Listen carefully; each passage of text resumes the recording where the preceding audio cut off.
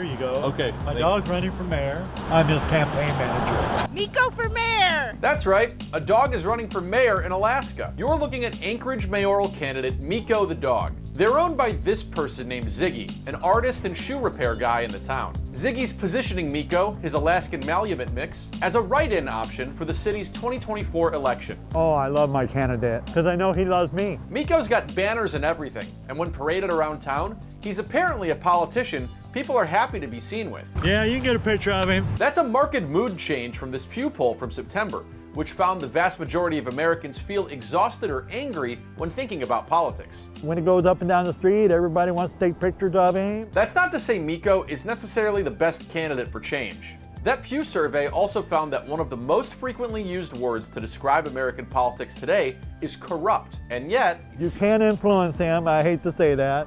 A treat will always get him to respond to you. But just because Meiko appears to be easily bribable with loose meat... Wait. Okay. And the public still holds an excremental view of U.S. politics. Politicians do what the dogs usually do in their backyard. That doesn't necessarily mean that voters are ruling the dog out. He's got my vote. Okay. So why exactly is this dog running for mayor? Well, according to its owner, Politics has become kind of a dog-eat-dog kind of thing, and so I figured, well, why not run a dog for mayor and for office? Might change things, how people feel. today, the mayor of Anchorage is a human named Dave Bronson, a Republican who plans to run as Meiko's incumbent opponent. Back in 2021, he ordered Alaska's largest city to stop fluoridating its water, which he claimed burned the eyes and throats of the staff who handled it, only for the city to turn the fluoride back on 5 hours later because it's required under city code.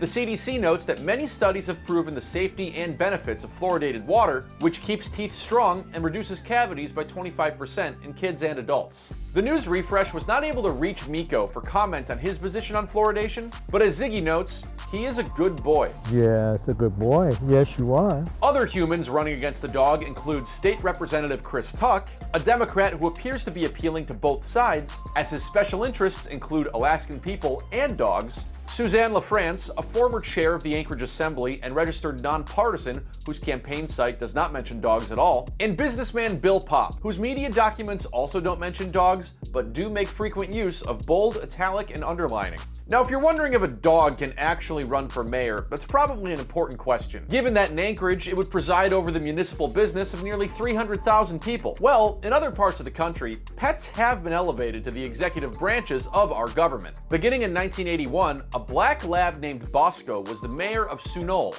an unincorporated community out in California. His election was said to be a joke, but according to NBC News, the People's Daily, the newspaper for the Chinese Communist Party, cited Bosco's election as a failure of the American electoral process. Despite declining to run for re-election in the 90s because of rumors that he got a Rottweiler pregnant, Bosco nevertheless served as mayor until 1994, and even got a statue put up in front of Sunol's post office. And elsewhere in Alaska, a cat named Stubbs also served as mayor of Talkeetna after winning as a write-in candidate. That cat held the title for around 15 years, an honor that afforded the feline wine glasses filled with water and catnip, until its death in 2017. But these animal mayors basically held honorary titles and didn't have many legislative responsibilities. And unfortunately for Meiko, according to Anchorage's municipal charter, which is essentially a local constitution, a candidate for the office of mayor needs to be a qualified voter of Anchorage. And because animals can't vote, at least not yet, it appears this clause would disqualify the dog from serving in office. Nevertheless, that little technicality doesn't appear to be getting in the way of Meiko's campaign.